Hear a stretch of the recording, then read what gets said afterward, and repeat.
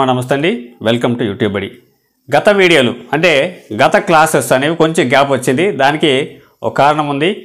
మనం అమ్మా సేవా ఫౌండేషన్ అనే ఒక సంస్థ ద్వారా పేదవాళ్ళకి, పేద విద్యార్థులకు, పేద వృద్ధులకు ఏవైతే ఉన్నాయో వారికి సహాయం చేయడం కోసం మా వంతుగా వారికి బట్టలు కొనడము, అలాగే వారికి నిత్యావసర వస్తువులు అయినటువంటి బియ్యం ఇటువంటి చేయడం కోసం కొంచెం గ్యాప్ వచ్చింది ఎక్కువ చేయడం వలన. కాబట్టి ఈ వీడియోలో కంటిన్యూ అవుతూ ఉంటాయి. మీ ప్రోత్సాహం అనేది కొంచెం కొంతమంది చూసేవాళ్ళు చూస్తున్నారు, కొంతమంది చూసేవాళ్ళు కూడా కొంచెం ప్రోత్సాహంగా ఒక లైక్ ఇవ్వడం లేదు. అటువంటి లైక్లు అనేది ఇస్తే మన వీడియోలు చూస్తూ ఉన్నారు, ఇష్టపడుతూ ఉన్నారు, ఉపయోగకరంగా ఉన్నాయి అనే ఉద్దేశంతో ఇంకా చేయడానికి మాకు ఉత్తేజకరంగా ఉంటుంది. కాబట్టి మీ ప్రోత్సాహం అనేది ఉండాలి. ఒక లైక్, ఒక కామెంట్, అంతకన్నా ఇంకేమీ మేము ఆశించాం. ఇక ఈ క్లాసెస్ అనేది కంటిన్యూ చేస్తూ ఉంటాను. ఈ వీడియోలో తెలుగు భాషా చరిత్రలో చెప్పుకునేటప్పుడు దానికన్నా ముందుగా ద్రావిడ భాషల గురించి చెప్పుకోవాలి. తెలుగు భాషా చరిత్ర ఏవైతే ఉన్నాయో అంశాలు, భాషా చరిత్ర అనే గ్రంథం గురించి మనం చెప్పుకోవాలంటే అందులో భాషా శాస్త్రము, ఈ భాషలో కుటుంబాలు ఇవన్నీ కూడా మనం చెప్పుకున్న గత వీడియోలు మీరు చూసే ఉంటారు. ప్లేలిస్ట్ ఓపెన్ చేయండి. ప్లేలిస్ట్లో మీకు అందుబాటులో ఏ కంటెంట్ అనేది మనకి చెప్పాలో, ఏ కంటెంట్ చదవాలో యూజీసీ నెట్కైనా సరే, అలాగే డిఎల్లో, జేఎల్లో, అసిస్టెంట్ ప్రొఫెసర్, మిగతా అంశాలు, అలాగే ఈ స్కూల్ అసిస్టెంట్ తెలుగు, ఈ అంశాలన్నింటిలో కూడా సమగ్రంగా ఉపయోగపడుతుంది. ఒక్కసారి క్లాస్ ఆలకించండి, ఉపయోగకరంగా ఉంటుంది, ఉచితంగా అని మీరు తేలిగ్గా తీర్చేయగండి. ఒకసారి పూర్తిగా చూస్తే మీకు అర్థమవుతుంది. ఇందులో చూసుకుంటే ద్రావిడ భాషలు చూసుకుంటే ద్రావిడ భాషలు 3 రకాలని చెప్పుకున్నాం. ఉత్తర ద్రావిడము, మధ్య ద్రావిడము, దక్షిణ ద్రావిడము. ఉత్తర ద్రావిడ భాషలు, మధ్య ద్రావిడ భాషలు పూర్తిగా అప్లోడ్ చేశాను. ఇక దక్షిణ ద్రావిడ భాషలు చెప్పాలి. దక్షిణ ద్రావిడ భాషలో కంటెంట్ చేస్తూ ఉంటాను. మీ నుండి కొంచెం మాకు ప్రోత్సాహం అందించండి దయచేసి. ఇలాగ వీడియోలు అనేవి అప్లోడ్ చేస్తూ ఉంటాను. మనం కోచింగ్ సెంటర్కి వెళ్ళాలంటే చాలా డబ్బులు ఖర్చు అవుతూ ఉంటాయి. కాబట్టి ఫ్రీగా మీకు ఆన్లైన్లో యూట్యూబ్లో మీకు ఇవ్వడం జరుగుతుంది. దయచేసి దీనివల్ల మనకి డబ్బులు రావు. కొంచెం సబ్స్క్రైబర్స్ పెరిగితే మాకు కొంచెం సపోర్ట్గా ఉంటుంది. కొంచెం వీడియోకి లైక్ అందిస్తే ఇంకొకరికి షేర్ అవుతుంది అంతే. ఇలా కొంచెం ప్రోత్సహిస్తారని కోరుకుంటూ ఇక దక్షిణ ద్రావిడ భాషలోకి వెళ్దాం. దక్షిణ ద్రావిడ భాషా కుటుంబం అంటే ద్రావిడ భాషల్లో 3 రకాలైతే, ద్రావిడ భాషలో 3 వర్గాలు అంటే 3 కుటుంబాలు అయితే, అందులో దక్షిణ ద్రావిడ భాష అనేది ద్రావిడ భాషల్లో ఒక ఉపకుటుంబం. ఇక్కడ మనకి భాషా కుటుంబం రాశాం కానీ ద్రావిడ భాష ఉపకుటుంబం, ద్రావిడ భాష 3వ ఉపకుటుంబం, దక్షిణ ద్రావిడ భాష ఉపకుటుంబం, దక్షిణ ద్రావిడ భాష ఉపకుటుంబం అని మనం దీన్ని గుర్తుంచుకోవాలి. 3వది ఈ దక్షిణ ద్రావిడ భాష ఉపకుటుంబంలో చూసుకుంటే ఇది చాలా ముఖ్యమైన బిట్లు వస్తూ ఉంటాయి. ఒకటి, ద్రావిడ భాషల్లో ఎక్కువగా నాగరిక భాషలు ఎక్కువగా ఉన్న ఉపకుటుంబం.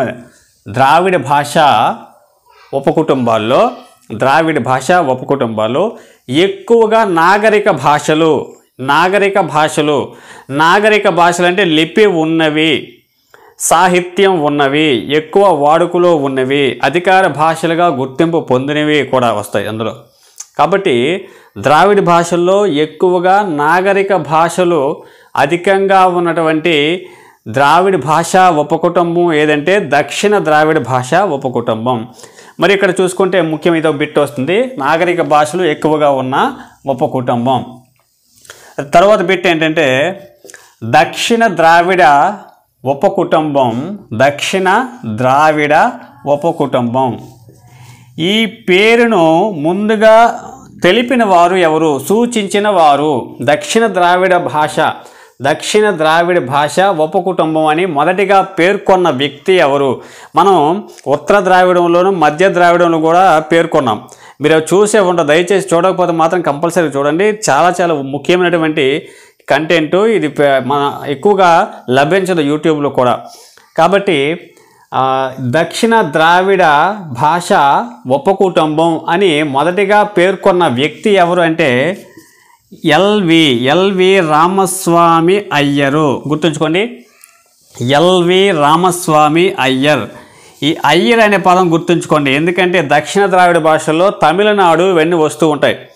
తమిళము, మలయాళము ఇవన్నీ వస్తూ ఉంటాయి. కాబట్టి తమిళంలో అయ్యర్ అనే పేరు మనం ఎక్కువగా వింటూ ఉంటాం. కాబట్టి అయ్యర్ గుర్తుంచుకోండి. దక్షిణ ద్రావిడ భాషా ఉపకుటుంబం అని మొదటిగా పేర్కొన్నవారు ఎల్వి రామస్వామి అయ్యరు. ఎల్వి రామస్వామి అయ్యరు. ఎప్పుడు అంటే ఇంకా డెప్త్గా వచ్చే బిట్ ఇది 1938. 1938 అండి, లేటెస్ట్ అండి ఇది. మరి మరీ ప్రాచీనం కాదు. మొన్న అంటే 1938లోనే ఈ పేరును సూచించడం జరిగింది, ఎల్వి రామస్వామి అయ్యరు. మరి ఇంకా డెప్త్గా వచ్చే బిట్ ఏంటంటే దక్షిణ ద్రావిడ ఉపకుటుంబం అని పేర్కొన్న రెండో వ్యక్తి ఎవరు అంటే 1940. ఆ తర్వాత ఇంకొకసారి కూడా పేర్కొన్నాడు. ఏం జరిగింది? టీ బరో. వీరి గురించి మనం చాలాసార్లు పేర్కొన్నాం. టీ బరో అలాగే భట్టాచార్య, వీళ్ళిద్దరూ కూడా ఈ ద్రావిడ భాషా కుటుంబంలో అధికంగా కనబడుతూ ఉంటారు. కాబట్టి మీరు గత వీడియోలు చూసే ఉంటారు, లేదంటే తప్పకుండా చూడండి. మీ వీలు చూసుకొని చూడండి, ఇబ్బంది ఏం పెట్టట్లేదు, మనకి ఉపయోగకరంగానే ఉంటాయి. టీ బరో 1940లో టీ బరో ఈ దక్షిణ ద్రావిడ ఉపకుటుంబం అని పేర్కొన్న రెండవ వ్యక్తి. మొదటి వ్యక్తి ఎవరు? ఎల్వి రామస్వామి అయ్యరు. రెండో వ్యక్తి టీ బరో. ఎప్పుడు అంటే 1940, ఆయన 1938. కాబట్టి అది మనం గుర్తుంచుకోవాలి. ఇక దక్షిణ ద్రావిడ భాష ఉపకుటుంబంలో ఎన్ని భాషలు ఉన్నాయి అంటే 8 భాషలు కనబడుతుంటాయి. 8 భాషలు. దక్షిణ ద్రావిడ భాషా ఉపకుటుంబంలో ఎన్ని భాషలు కలవు అంటే 8. మొత్తం ఎన్ని అంటే ద్రావిడ భాషా కుటుంబంలో ఉన్న భాషలు మొత్తం 23 అయితే ఉత్తర ద్రావిడ భాషా కుటుంబంలో 3 మనం ఇదివరకు చెప్పుకున్నాం.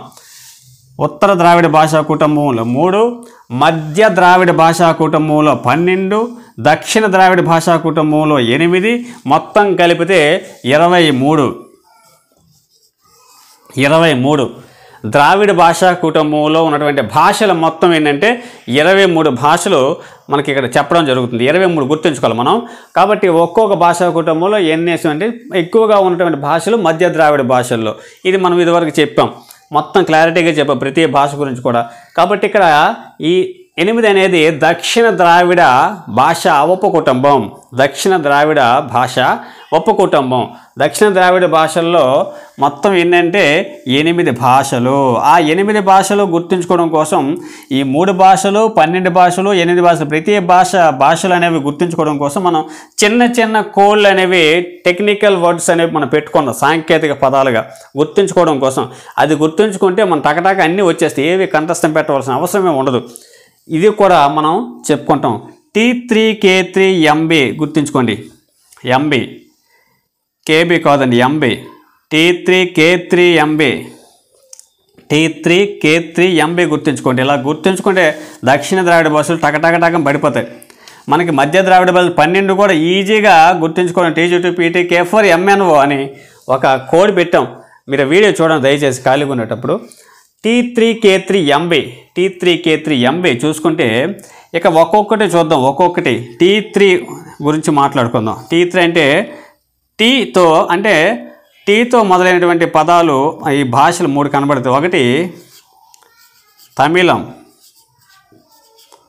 2 తులువ భాష, శ్రీకృష్ణదేవరాయల భాష, ఇది తులు భాష. 3 తొద, తమిళము, తులు, తొద. కాబట్టి టీతో మొదలైనవి 3 భాషలు వచ్చాయి T3. ఇప్పుడు K3 చూద్దాం. K3 4వ భాష. K అంటే కన్నడం,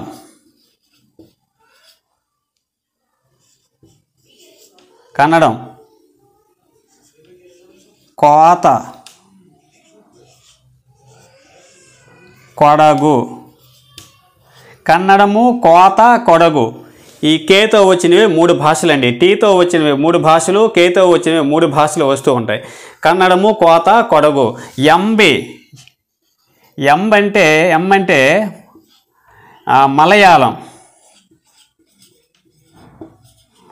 ఇది వచ్చేటప్పుడు చాలా ముఖ్యమైన ఈ భాషల గురించి చెప్పేటప్పుడు దక్షిణ ద్రావిడ భాషల్లో ప్రతి భాష ఇంపార్టెంటే. తమిళము, కన్నడము, మలయాళం చాలా ఇంపార్టెంట్వి. మరి చెప్తాం వివరంగా, మీరు కొంచెం సపోర్ట్ అందించండి చాలు మాకు. ఎం అంటే మలయాళము, బి అంటే బడగ,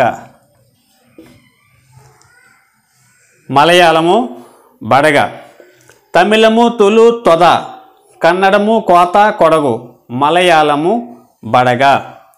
ఇవి మనకి దక్షిణ ద్రావిడ భాషల గురించి మనం చెప్పుకునేటప్పుడు ఇవి దక్షిణ ద్రావిడ భాషల్లో ఇంకా అంటే ప్రతి భాషలోకి ఇంకా లీనం అవ్వలేదు. భాషలోకి వెళ్ళకముందే ఉన్నటువంటి ముఖ్యమైన అంశాలు ఏవైతే ఉన్నాయో అవి ఇప్పుడు చెప్పుకోవడం జరిగింది.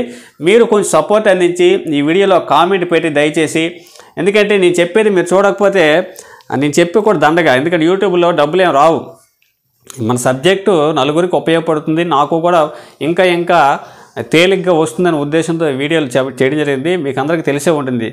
కాబట్టి కోచింగ్ సెంటర్కి వెళ్ళి డబ్బులు సంపాదించుకునే అవకాశాలు కూడా ఉంటాయి. కానీ మనకి ఇలా యూట్యూబ్ వీడియోలు అనేవి చాలా కోచింగ్ సెంటర్కి వెళ్ళి డబ్బులు పెట్టలేని వాళ్ళు ఉంటారు, నాలాంటి వాళ్ళు. అందుకోసం ఇది చెప్పడం జరుగుతుంది. దయచేసి కామెంట్ చేయండి, ఈ వీడియోకి ఒక లైక్ కొట్టండి. కామెంట్ చేస్తే నేను తప్పకుండా ఆ వీడియోలు అనేవి, క్లాసులు అనేవి తప్పకుండా చెబుతాను. ఇక ఈ వీడియోతో ఈ క్లాస్ ఇంతటి వరకుతో ముగిస్తున్నాను. ఎందుకంటే మీ యొక్క ప్రతిస్పందన, రెస్పాన్స్ ఎలా ఉన్నదని ఈ వీడియోతో నేను చెప్తున్నాను. ఒకవేళ మీ రెస్పాన్స్ ఉన్నదాన్ని బట్టి ఇంకా వీడియోలు అనేవి మంచిగా పోటీ పరీక్షలో వచ్చినటువంటి ప్రతి ఇంపార్టెంట్ క్వశ్చన్ ప్రతి కూడా మనకు అందించడం జరుగుతుంది. దయచేసి కొంచెం సపోర్ట్ అందిస్తారని కోరుకుంటూ, ఇక మళ్ళీ క్లాస్లో చెప్పేది ఏంటంటే, ఈ ద్రావిడ భాషలో, దక్షిణ ద్రావిడ భాషలో ఉన్నటువంటి ఈ నెంబర్స్ వేయలేదు కదా, 7, 8, ఈ 8 భాషల గురించి కూడా చెబుతాను. అంటే ఒక్కొక్క భాష ఇంపార్టెంట్ బట్టి క్లాస్ ఉంటుంది అనమాట. ఒక్కొక్క వీడియో ఒక్కొక్క క్లాస్తో ఆగిపోవచ్చు. అంటే ఒక్కొక్క భాషతో ఒక క్లాస్ అయిపోతుంది. తమిళం ఉందనుకోండి, ఇది ఒక క్లాస్ అయిపోతుంది, ఇది ఒక క్లాస్ అవుతుంది. ఇలాగే చిన్న ఉంటాయి, చిన్న భాషలు 2-3 కలిపి ఉంటాయి. మీరు గత వీడియోలు చూసి ఉంటారు. కాబట్టి ఏది మిస్ చేయను, ఎందుకంటే ఒక్కసారి చూసిన తర్వాత మొత్తం అన్నీ కూడా కవర్ అవ్వాలి. కాబట్టి అన్నీ చెబుతాను, 8 భాషలు కూడా చెబుతాను. అంతవరకు మీ ప్రతిస్పందన కోసం ఎదురు చూస్తూ మళ్ళీ క్లాస్తో మళ్ళీ కలుద్దాం. అంతవరకు సెలవు. జై హింద్.